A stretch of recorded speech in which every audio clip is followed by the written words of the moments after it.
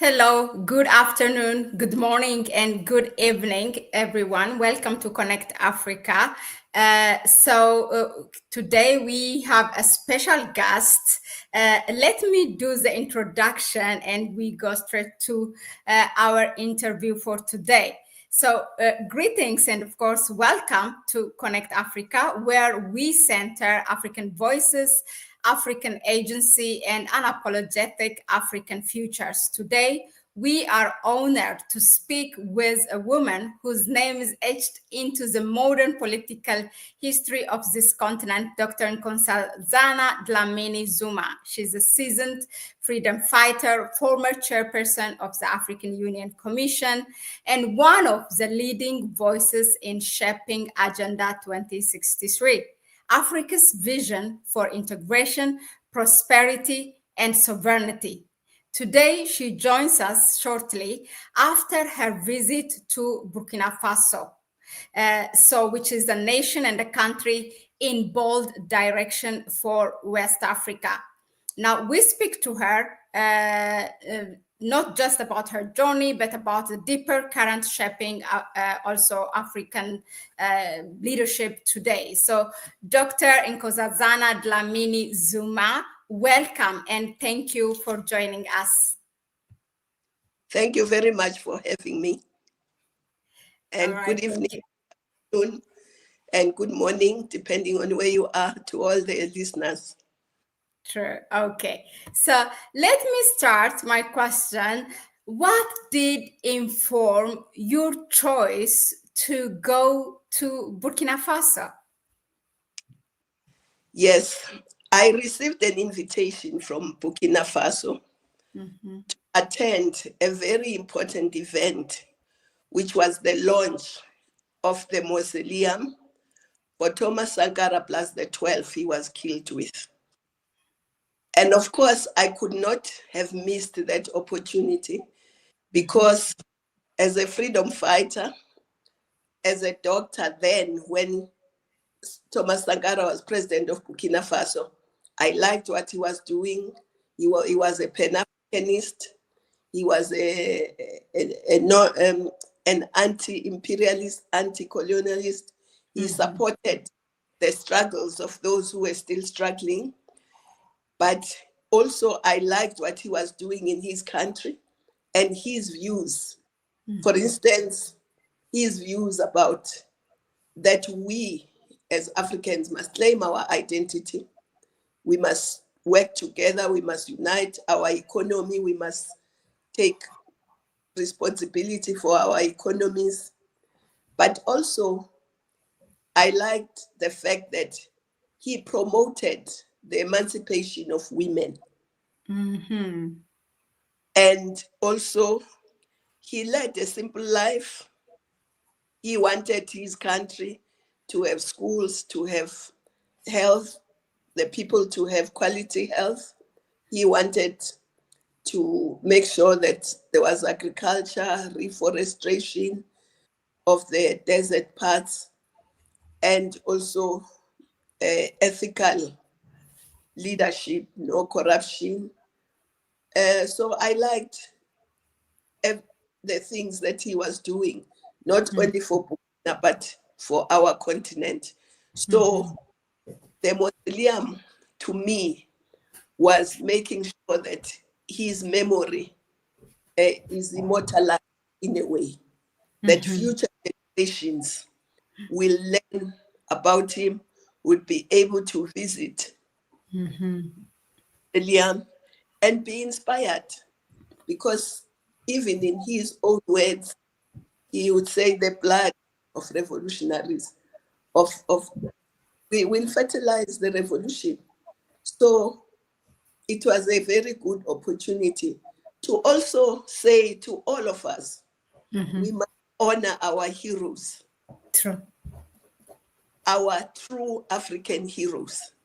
Because sometimes the education that the colonizers were giving us, they wanted to think that our heroes are our oppressors. So launching that museum to me meant that we also remember our heroes and get inspired by them. And future generations will also know where they come from and know where to go. That's what really inspired, because I really admired and loved and supported the revolution President Thomas Sankara was engaged in. And so when I got this invitation, it also confirmed to me that they are actually also following on the footsteps of Thomas.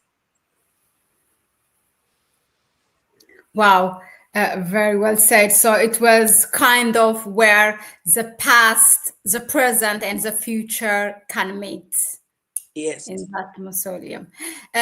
What you said also stuck with me in terms of what Thomas Sankara, the great revolutionary leader of the upright people, with regards to emancipation of women. And I can't help but to ask, like we have seen few African governments speak out openly against neocolonialism or challenge the dominant narratives, but those who do are often women like yourself, Her Excellency Dr. Arikana Chombori, and even also recently we have seen also the new president of Namibia have taken a strong position, a strong public position. So now I ask, do you think women in African leadership today are showing more courage and clarity when it comes to defending African interests, especially against external pressure? I don't think women are taking more courage today. African women have always been courageous. Okay. If you go back to the history, when the colonizers arrived here, there were African female kings who fought them. In Angola, Queen Zinga fought the Portuguese. Even in Ghana, the Ashanti was defending the golden stool of the Ashanti and saying they must fight. If men don't want to fight, the women will. Even in Ethiopia, in the Battle of Adwa, I can mention many. So it's not like it's something that's coming today. We are on the shoulders of very brave, great women. But also remember, before the Organization of African Unity was launched, it was the women a year earlier who launched the Pan-African Women's Organization, which was really the first truly Pan-African organization. So we are following on the footsteps of our forebearers. Thank you very much for that. Okay. The only thing is that colonialism came and the issue of private property came with the oppression of women. And women were suddenly seen as property. And we were not allowed to take our rightful place in all areas of human endeavor. So now we are wanting to reclaim that space. It's not a new space. We're wanting to reclaim that space, which we once had before the colonizers came. That's what is happening. Yeah, all we have to do is to go back and read our history and create that awareness, educate, and I think we have it all. Thank you for for that insightful information. Let's talk about also still in Burkina Faso, but also related with the African Union. Now, in 2013, you launched Agenda 2063 when you were the chairperson of the African Union Commission, which is a bold vision for the Africa we want. Even that phrase was coined under your leadership. So it called for unity, shared prosperity, freedom from external exploitation. So now it is, I believe 12 years later, we are seeing also countries like Burkina Faso, Niger, Mali, and other, I think few, maybe other African countries, but taking, trying to reclaim their futures. Do you believe these moves by these countries bring us somehow closer to the Agenda 2063 vision? Or does the current political fragmentation that we have in the continent signal that we still have a long journey to go?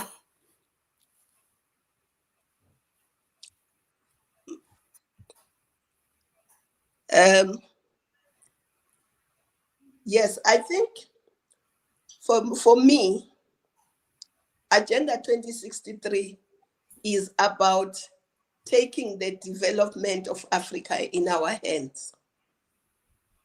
It's about integrating our continent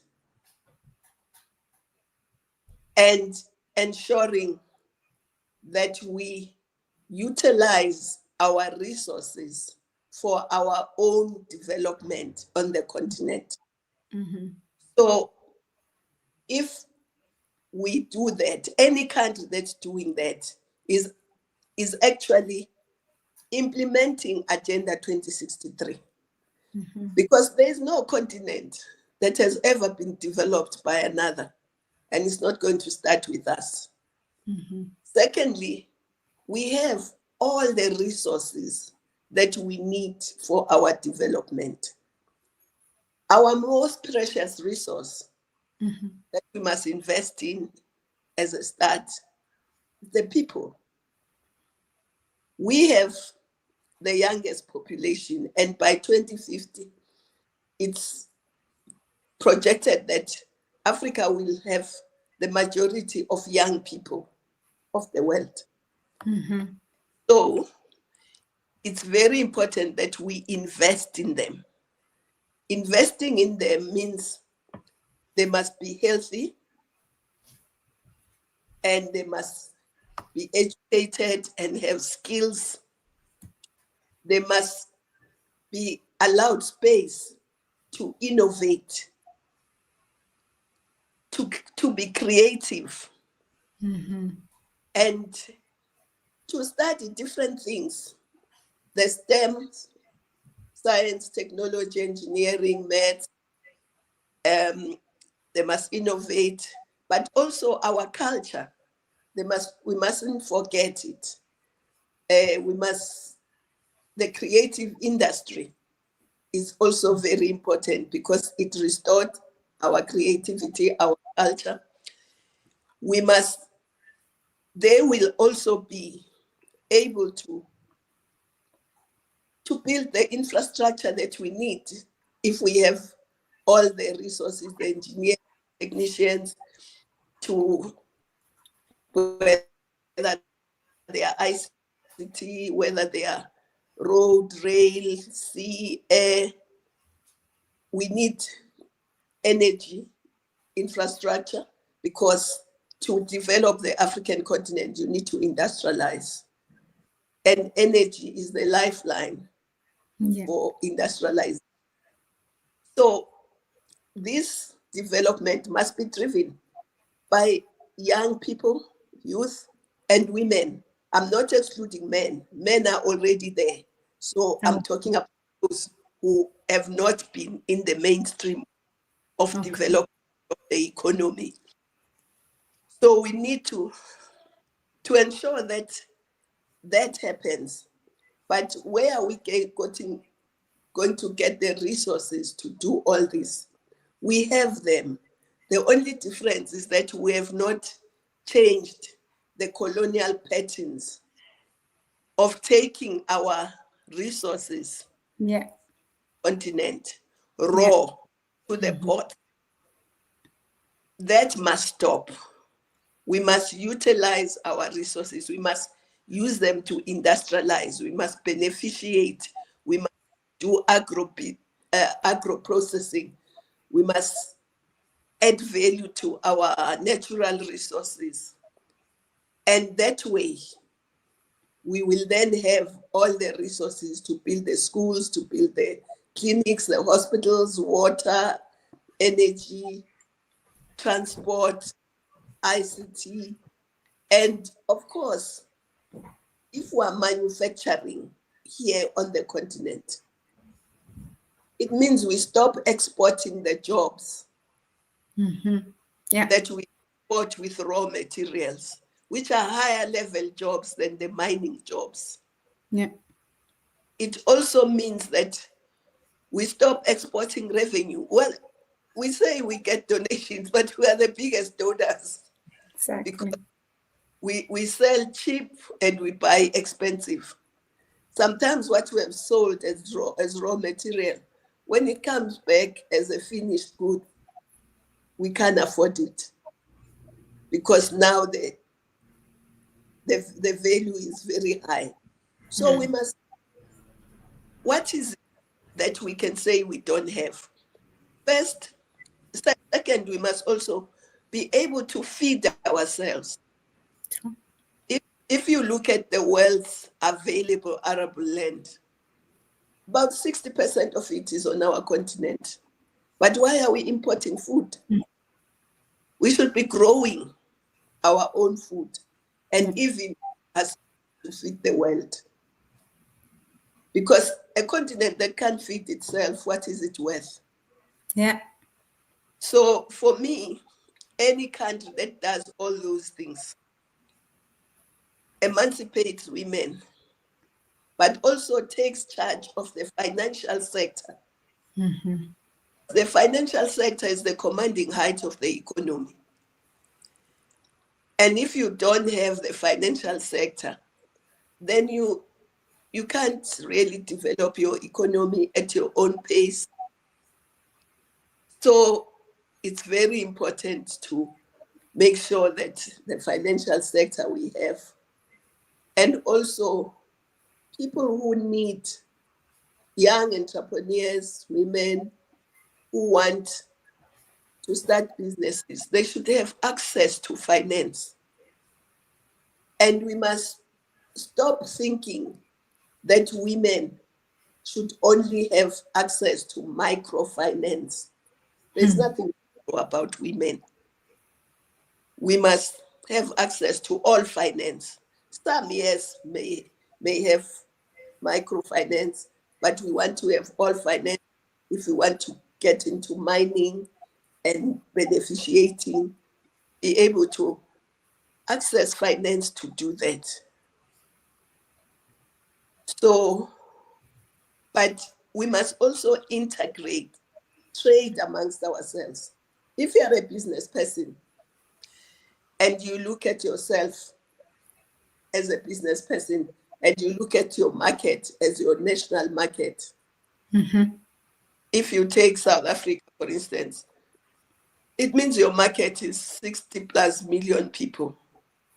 But if you look at yourself as an African, your market is more than 1.4 billion people.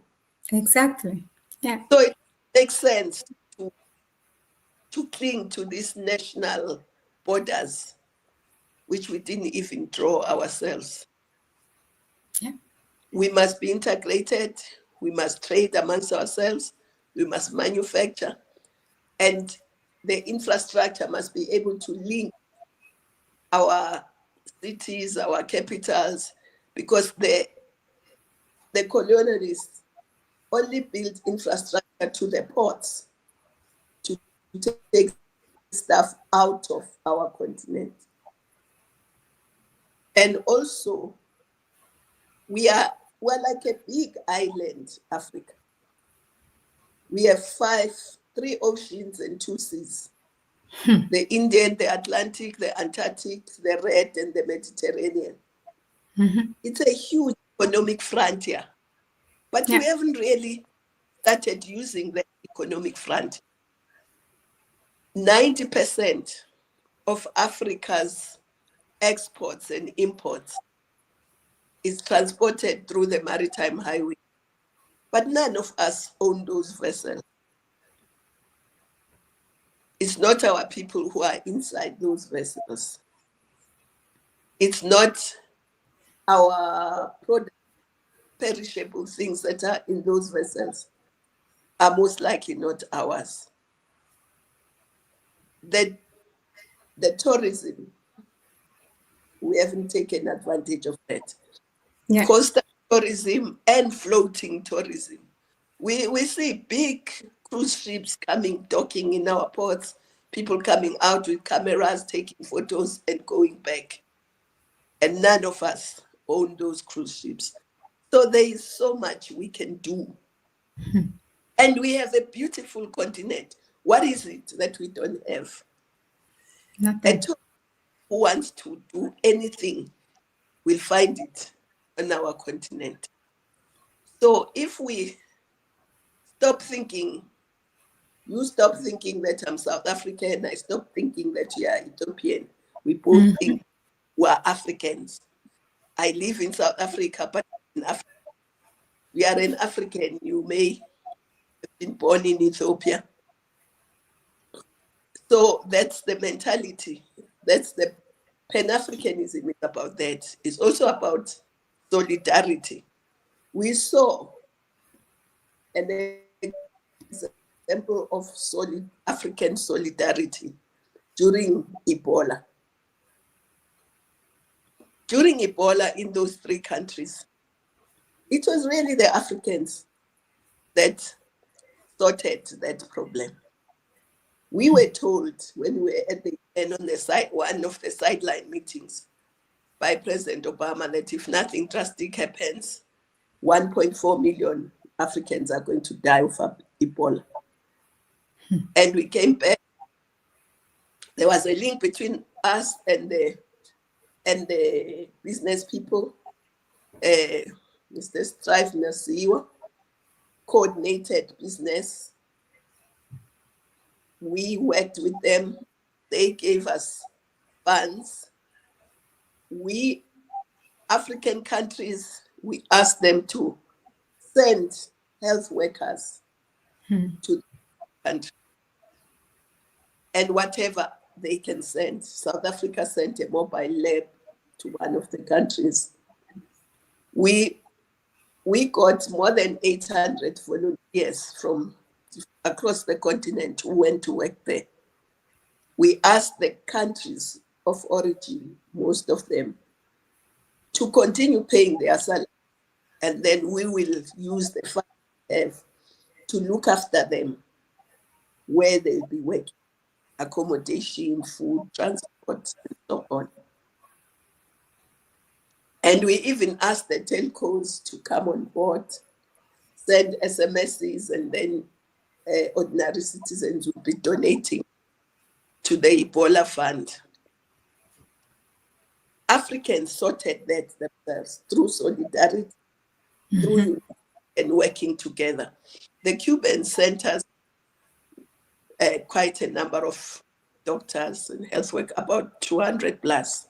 It's the only country that sent us a sizable number of people. But it was African, and it was less than 100,000 Africans in all three countries combined that died of Ebola, not the 1.4 million. So it's possible if we all say, this is an African, it's our problem. How do we solve it? I interviewed two young people who had volunteered. One of them, I think, was from Kenya. And he said, when I heard that the AU wanted volunteers to go and work in those countries, I said to myself, what if this was happening in Kenya and nobody came? That's what motivated him to go. Another country said, well, we always talk about Pan-Africanism, but we thought, and then he said, I thought this was giving us a practical exposure so that we can practice Pan-Africanism rather than just about it. So it's possible. We now have people who are making electric cars, but the batteries, the minerals come from here. Computer phones, minerals come from here. Gold, platinum, or you name it, catalytic converters, the uranium, everything comes from this continent, including coffee from your part of the world, of Africa. So it's possible. We have the resources. We just have to have the mindset, the political will, and the mindset that says, let's do it. So any country that's doing it need to be supported and educated. Thank you very much, Your Excellency, Dr. Nkozasana Dlamini Muna. Really, that take me aback, when you were chairing the African, I just want to say a couple of words to that. When you were leading the African Union Commission from, I think, 2012 till 2017, and not only you introduced and championed Agenda 2063, but also this reminds us that you led that organization and the continent, of course, at large, under that difficult time when we didn't know what to do. As you said, the projection was maybe 1.4 million people will die, but how that was really lessened, only 100,000 people. It's still big, but it could have been much worse. So really, once again, I just wanted to remind that to our viewers, what you have done under your leadership. Now, I know time is our constraint, so I'm going to go to our last question, which is Burkina Faso is now, as we see, nationalizing, and also Mali, Niger, they're following that step, and few other African countries nationalizing resources and redirecting them into local economy, and there are also early indicators that show economic growth. But meanwhile, in Africa, we have, in so many countries, there is this inequality in terms of controlling our economy, inequality in terms of who owns much of the investment, the manufacturing companies, our lands in many of African countries. So now, what can African countries can learn from Burkina Faso and from the Alliance of the Sahel states in terms of the current economic direction, and especially when it comes to ownership, equity, and self-determination? I think they are implementing what is supposed to be done. They are not inventing anything. These are policies that are there, and they're not only there now with Agenda 2063. Some of them have been there even before, but they were never implemented. So I think all of us should really use the resources we have for the benefit of the people, for the benefit of the continent. There is a question I've always asked that nobody has ever answered me. Okay. If I'm here sitting on a piece of land, and uranium or gold or something underneath, somebody comes from outside and they say they want to mine. And if I say to them, well, you'll have to joint venture with me if you want to do that.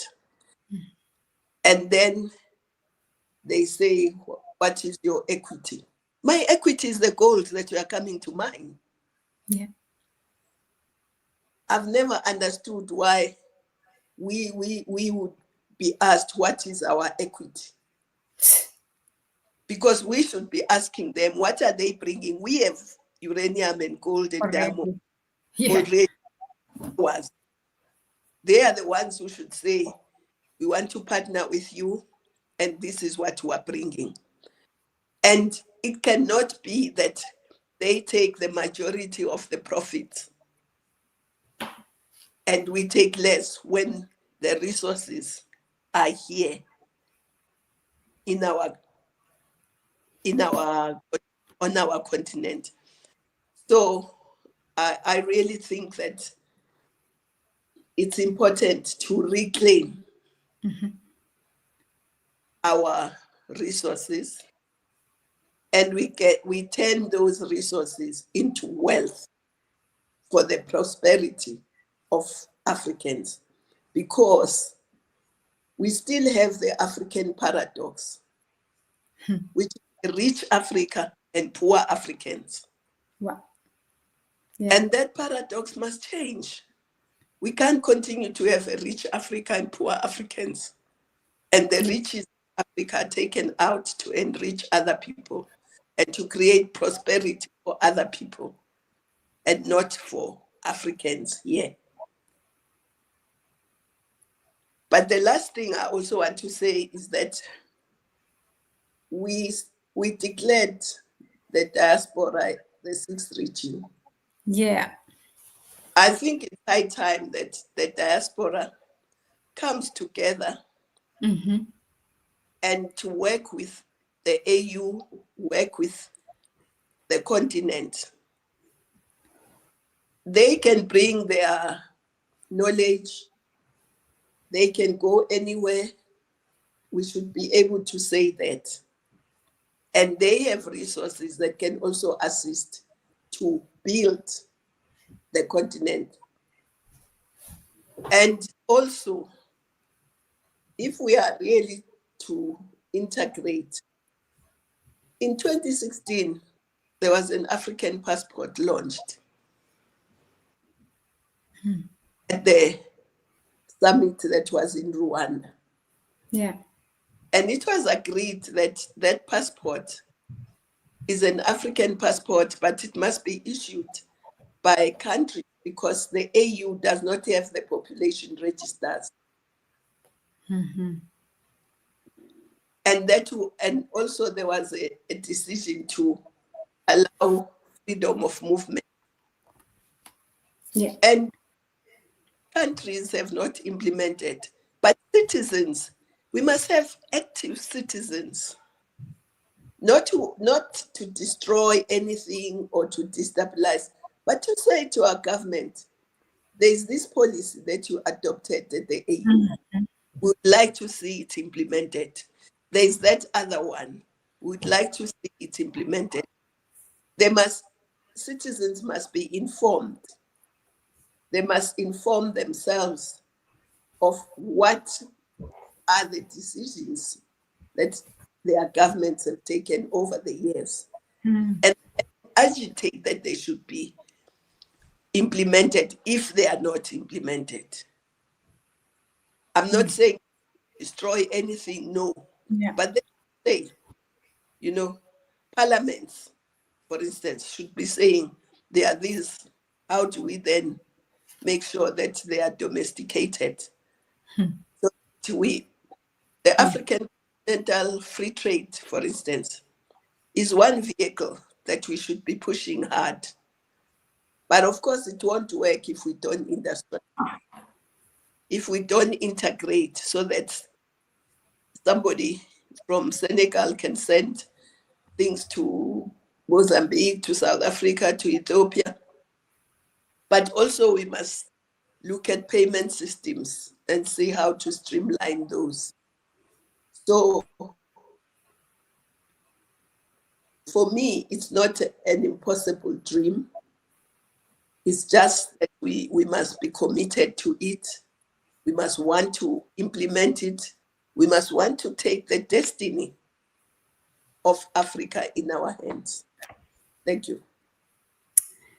Thank you. So really, that is again, it brings us to a full circle. So citizens have to follow up and see what decisions have been taken, and not just to protest and go destroy things, but ask your government. It can be in this kind of little platform. Everyone can feel, should do its own his or her own responsibility. We all have a role to play once we start to think as an African. As you said before, I'm born in Ethiopia but I'm an African. Once we claim that, then we will, we will have so many things to do, because we will start to look at things. What are the things that have been taken, decisions on behalf of us, and what, you hear it here. My audience is so excited also to have you here, and so you heard that wherever you are, if you are in Africa, you should ask, and bring it perhaps to the media, bring important people that can answer the question, and ask the government, in a civil way. That can be that's, I think, as you said, it's a very possible thing. Excellency, maybe, with regards to the African passport that was adopted during that time, which is not practical yet. What about the African diaspora? Because most of my audience here is African diaspora. Do you have anything to tell us? That's extended also to the African diaspora, or to the citizens of the continent? The African diaspora, if they come back to the continent, they can get the passport, because the idea is to be able to travel freely within the continent. Business people who want to move from one place to the other, whoever, cross-border traders and students and whatever. That passport is not so much to travel across the world, it's to and are able to move freely within our continent. All right. All right. Thank you very much for being here to spare. I know that you have a hectic schedule, and to spare us your time in a short notice, really, and to honor us, it was a pleasure and an honor to have you here, and you, my audience, rooting here on a short notice. Also, thank you that everybody's expressing that they're happy that you are here with us. Common Man, thank you for your donation. Step Master Afri, all of you, Mamale, Ramasodi, all of you, for your input and everything. It's all taken, point taken. So finally, what I have to say is, thank you, Your Excellency, Dr. Dlamini Zuma. Thank you for sharing your thoughts with such, clarity and depth, very insightful. These are not easy conversations, but they are also necessary for us, especially when Africa stands at a crossroads between reclaiming its destiny or repeating, the cycles of dependence. So we live now. That's it. We have come to an end, and thank you, and you, to our viewers. Please stay informed, stay bold, keep on asking questions, and that's where we all have a role to play. As Her Excellency said, once you start to think yourself as an African, not really in our own little tribe, I call it tribe, even if we come from a certain country, then things might be easier. Thank you again, and have a good evening. It was a pleasure to have you. Have a good evening to all of you. Thank you. Thank you. Bye. Thanks.